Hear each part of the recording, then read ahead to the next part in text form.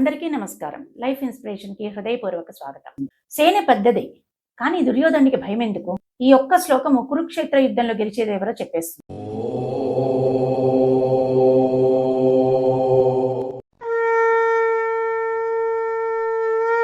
ఈరోజు మనం తెలుసుకోబోయేది మొదటి అధ్యాయమైన అర్జున విషాద యోగంలో 10వ శ్లోకం. అపర్యాప్తం తదస్మాకం బలం భీష్మాభిరక్షితం పర్యాప్తం త్విదమేతేషాం బలం భీమాభిరక్షితం. ఈ శ్లోకంలో దుర్యోధనుడు తనకు తాను ధైర్యం చెప్పుకుంటాడు. కౌరవ సైన్యము అంటే తన సైన్యము భీష్ముడిచే కాపాడబడుతూ అపరిమితంగా ఉంది, కానీ పాండవ సైన్యము భీముడిచే రక్షించబడుతూ పరిమితంగా ఉంది అంటాడు. ధైర్యం తెచ్చుకుంటున్నాడు అనమాట. ఇక్కడ మనకి రావాల్సిన డౌట్ ఏంటంటే, పాండవ సైన్యానికి సేనాధిపతి దుష్టజుమ్నుడు. భీముడి చేకి రక్షించబడుతోంది పాండవ సైన్యము అని దుర్యోధనుడు ఎందుకన్నాడు? ఆ వివరణకు సంబంధించినటువంటి వీడియో కింద డిస్క్రిప్షన్ లో ఇవ్వడం జరిగింది.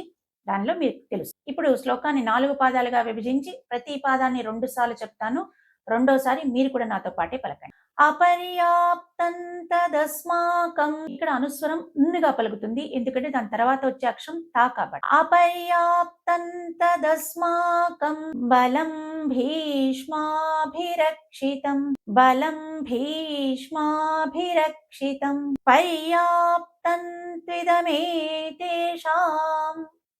ఇక్కడ కూడా అనుస్వరము ఉన్నగానే పలుకుతుంది, దాని తర్వాత వచ్చే అక్షరము తా కాబట్టి. పర్యాప్తం త్విదమేతేషాం బలం భీమాభిరక్షితం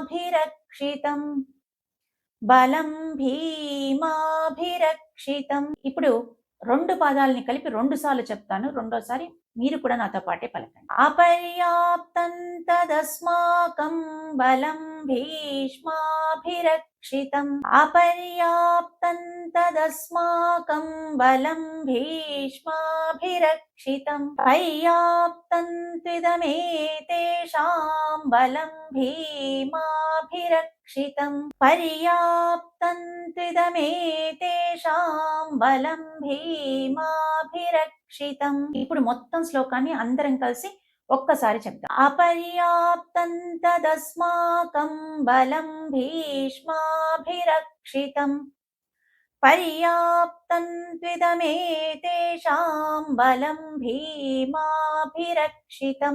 ఈ శ్లోకం మనకి ఒక నిజాన్ని చూపిస్తుంది. మనకి బలం ఎంత ఉన్నది అనేది ముఖ్యం కాదు, మన మనసులో ఎంత ధైర్యం ఉన్నది అనేదే ముఖ్యం. ఉదాహరణకి చదువు ఉంటుంది, సెల్ఫ్ కాన్ఫిడెన్స్ ఉండదు.